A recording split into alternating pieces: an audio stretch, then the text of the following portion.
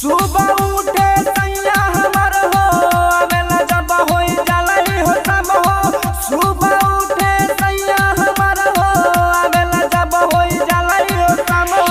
चिलम पी पी जिएला ए सखी हमर भतारा रोजो ए सखी हमर भतारा रोजे गांजा भर भर पिएला। ए सखी हमर भतारा रोजो गांजा भर भर पिएला।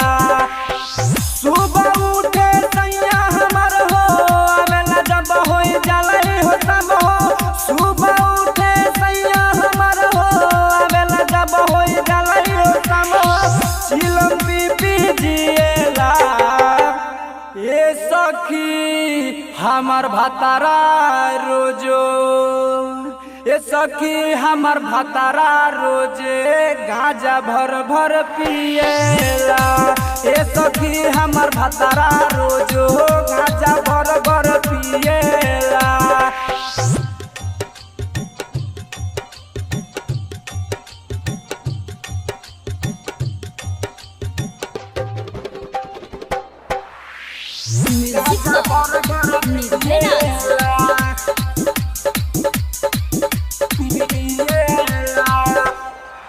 सखी ले के गाजा दिन भर घूमेला राजा। सखी ले के गाजा दिन भर घूमेला राजा। उ तो हमके उबियावेला भरी भरी चिलम हमके साथ जगावेला।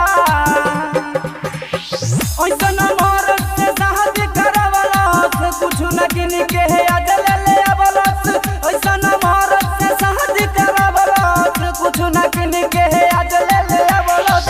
पिएला तब जिएला ए सखी हमर भतारा रोजो ए सखी हमर भतारा रोजो चिलम भर भर पिएला। सखी हमर भतारा रोजो दिन से पुड़िया किनेला। Mix by Bholenath recording studio Ramnagar Ramnagar Ramnagar.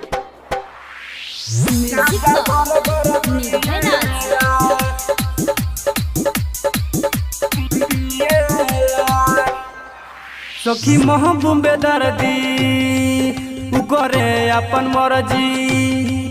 सखी महमूद दर्दी करे अपन मर्जी। अभिषेक घूमता जब से धैले बा मोह साहेब के सथवा दिनों रात घूमता। चिलम पकड़ेला हाथे धुआं ही निकले लागेला ही साथे।